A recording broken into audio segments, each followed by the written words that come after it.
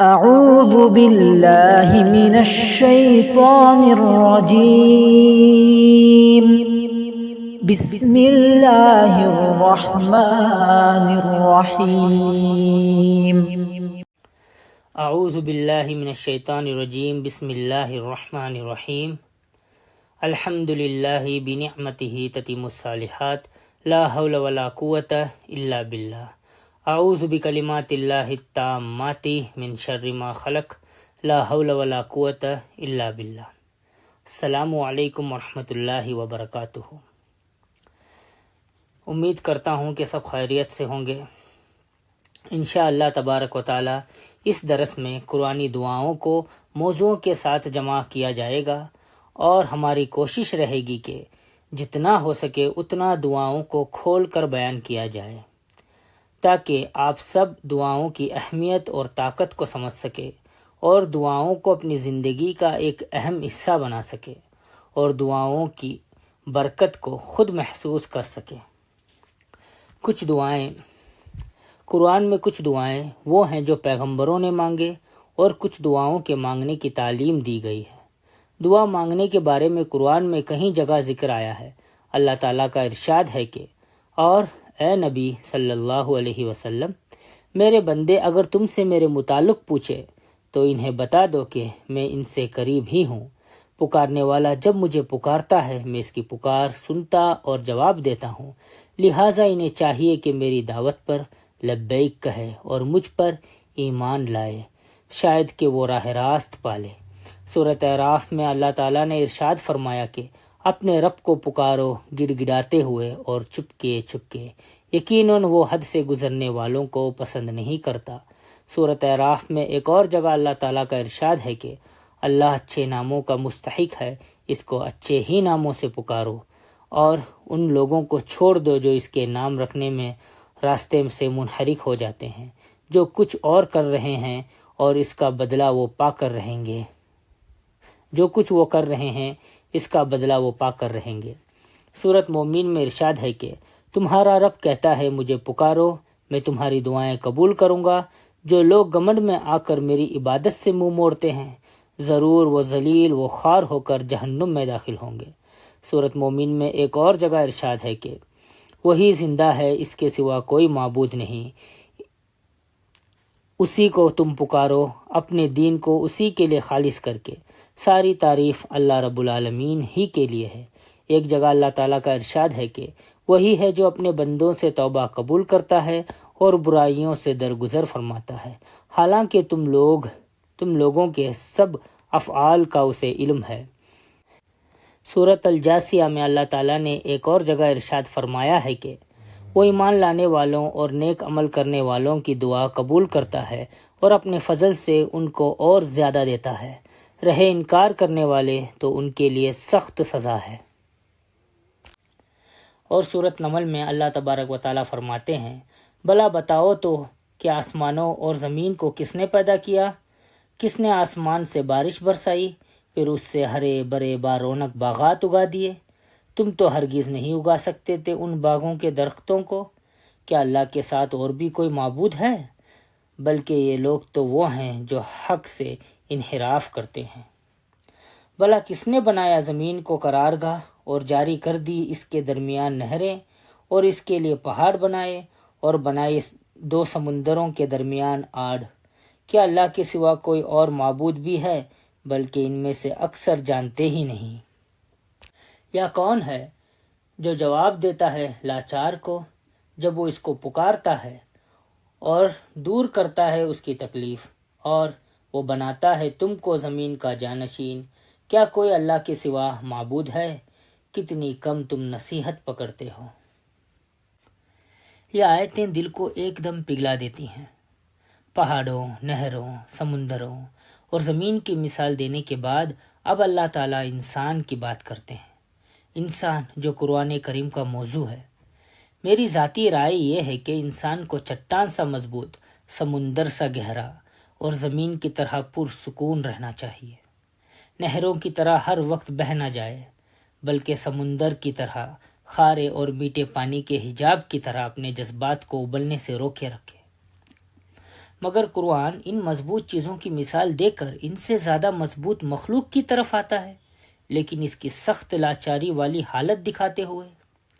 انسان کے ساتھ پہلے اتنی مضبوط چیزوں کی مثال دی، پھر ان کو اتنا کمزور دکھایا اس آیت میں، کیوں؟ مگر نہیں، کس نے کہا کہ مضطرب انسان کمزور ہوتا ہے؟ نہ انسان پہاڑ جیسا، نہ سمندر جیسا، نہ زمین جیسا ہو سکتا ہے ہر وقت۔ ہم پہ مختلف فیض آتے ہیں، اور جو سخت کمزور ترین لمحے میں، لاچاری اور اضطراب کے عالم میں اللہ سے دعا کرتا ہے، اس کی مثال ان مضبوط چیزوں کے آگے دی جا رہی ہے، کیونکہ دعا کرنے والا ان سے بھی زیادہ مضبوط ہوتا ہے۔ بھلے سجدے میں گرا ہو، رو رہا ہو، درد سے بلک رہا ہو، وہی اصل بہادر ہے، کیونکہ اس کا ایمان ہوتا ہے کہ اللہ اسے دے گا، چاہے لوگ کچھ بھی کہے، چاہے سائنس کچھ بھی کہے، اس کی امید جوان ہوتی ہے کہ اللہ اسے دے گا۔ اللہ ہی سے مانگنا ہے، وہی اس کے دل کو سکون دے گا، وہی اس کی آزمائش کو کھولے گا۔ آزمائشوں کا مقابلہ کرنے کے لیے صبر اور نیک عمل کافی نہیں، دعا سب سے بڑا کیٹلسٹ ہے۔ دعا کے بغیر کیا ملتا ہے، اور مل جائے تو رہتا ہے کیا؟ دعا اللہ سے بات کرنا ہے، اور اسی بات نے موسیٰ علیہ السلام کی والدہ کو یہ یقین دلایا تھا کہ اگر وہ اپنا بچہ دریا میں ڈال بھی دے تو اللہ ایک دن اسے ضرور ان کے پاس پھر لائے گا۔ اور پہلے موسیٰ کی ماں کا دل خالی ہو گیا، مگر اللہ نے ان کو جمائے رکھا، کیونکہ اللہ سے تعلق توڑا نہیں تھا انہوں نے، اللہ سے بات کرنا نہیں چھوڑا انہوں نے۔ میری طرح نہیں کہ مصیبتوں پہ دل اتنا اچاٹ کر دیا کہ دعا مانگنا ہی چھوڑ دیا۔ دعا مانگنا بھی کوئی چھوڑتا ہے کیا بھلا؟ ایسے کوئی اللہ سے بات کرنا بھولتا ہے کیا؟ یہ اپنے گلٹ اور شکووں کی اونچی دیوار کیوں بنا لیتے ہیں ہم لوگ؟ ایسے کوئی کرتا ہے کیا؟ اور جو کرتا ہے وہ بھی تب تک سکون نہیں پائے گا جب تک واپس نہیں آئے گا۔ کچھ تو کاش اللہ سے بھی سیکھا ہوتا ہم نے۔ جانے والوں کو وہ روکتا نہیں ہے، لیکن اگر وہ لوٹ کر آ جائے تو ان کے لیے سارے دروازے کھول دیتا ہے۔ ایک لمحے کے لیے بھی نہیں سوچتے ہم کہ یہ جو ہم روز بروز اپنی دنیا، شادی، بچوں، بیوی، شوہر، کاروبار میں مصروف ہو جاتے ہیں، کوئی جو ہم سے زیادہ بڑا نظام سنبھالے ہوئے ہے، وہ ہمارے پلٹنے کا انتظار کرتا ہوگا۔ بے نیاز ہے وہ، فرق اسے نہیں پڑتا، مگر وہ ہمارے لیے ہم سے محبت کرتا ہے، ہم بھی اپنے لیے ہی ہم سے محبت کرتے ہیں ویسے۔ اور اگر ہم کبھی بولے بٹکے سے لوٹ آئے تو ہم ایک کام کرتے ہیں، دعا، اس کو پکارنا، اور وہ 3 کام کرتا ہے۔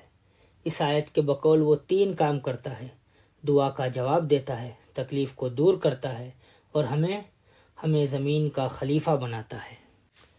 ہم کمزوروں کو اگر کوئی چیز اتھارٹی، انصاف اور طاقت دلا سکتی ہے، کنٹرول عطا کر سکتی ہے، تو وہ صرف اور صرف دعا ہے۔ آج کے دور میں ہم مسلمانوں کی حالت کیوں ظلم سہتے ہوئے، تکلیف اٹھاتے ہوئے، بے بسی اور لاچاری میں گزر رہی ہے؟ کیوں ہم کمزوروں کے آگے کمزور پڑ رہے ہیں؟ لاچاری ہٹے گی، تکلیف دور ہوگی، تب ملے گی اس کو خلافت۔ کونے میں پڑے ڈپریشن لوگوں کو نہیں ملتا کنٹرول۔ ہمیں سستی اور غفلت سے خود نکلنا ہوگا، اپنے ڈپریشن سے نکلنا ہوگا، اپنے گلٹ سے نکلنا ہوگا، اپنے اندر کے اندھیروں سے۔ اس کے بعد ملے گا ہمیں اختیار کہ معاف کرتے ہیں یا سزا دیتے ہیں۔ پھر ہم دیں گے سزا جسے ہم چاہیں ظالموں کو، اور معاف کریں گے جسے ہم چاہیں، اور فسادیوں اور اپنے درمیان بنائیں گے ذوالقرنین کی دیوار جب ہم چاہیں۔ ایسا اختیار پانے کے لیے ہمیں اپنی تکلیف سے نکلنا ہوگا، اور تکلیف سے ہمیں دعا نکالے گی۔ خواہشوں کا مل جانا نہیں نکالے گا۔ میرا یہ کام ہو جائے، مجھے اتنا مال یا اولاد مل جائے، تب زندگی پہ کنٹرول ہوگا۔ نہیں، ایسا نہیں ہوگا۔ ہمیں مضبوط اور پر اعتماد زندگی دعا سے ملے گی۔ دعا کیا کرو، یہی تمہارے اور ہمارے کام آئے گی۔ اور دعاؤں کو ہمارے کام میں لانے کے لیے، اسے ہماری زندگی کا حصہ بنانے کے لیے، ہمیں پہلے دعاؤں کو سیکھنا اور سمجھنا پڑے گا، اور اس کی فضیلت کو جاننی پڑے گی۔ تبھی ہم دعاؤں کو اچھی طرح سے اپنے کام میں لا سکتے ہیں۔ سو ہم دعاؤں کو ہفتے میں ایک ایک کر کے پڑھیں گے اور سیکھیں گے۔ ہر جمعے کی شام کو ایک دعا اپلوڈ کی جائے گی۔ آپ سے درخواست ہے آپ سب لوگوں سے کہ دعا کو یاد کرنے کی کوشش کریں اور یاد کریں اور زندگی میں اپلائی کریں، اور صبح سے شام تک جب جب یاد آئے، دعا کا خیال آئے، آپ اس دعا کو پڑھا کریں۔ دعا مانگنے کا کوئی وقت نہیں ہوتا، بندہ کبھی بھی اللہ سے دعا مانگ سکتا ہے۔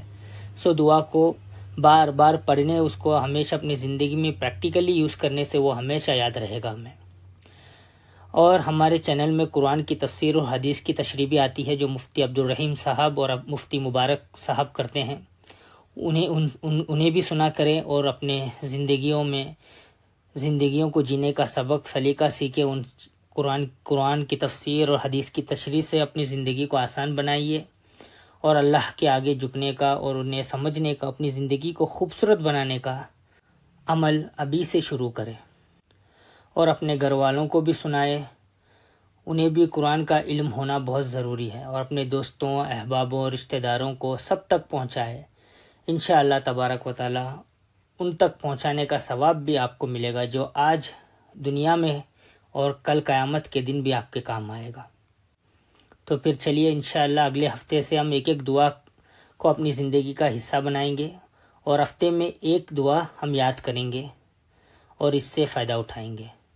السلام علیکم ورحمۃ اللہ وبرکاتہ۔ إن هذا القرآن يهدي للتي هي أقوم ويبشر المؤمنين الذين يعملون الصالحات أن لهم أجرا كبيرا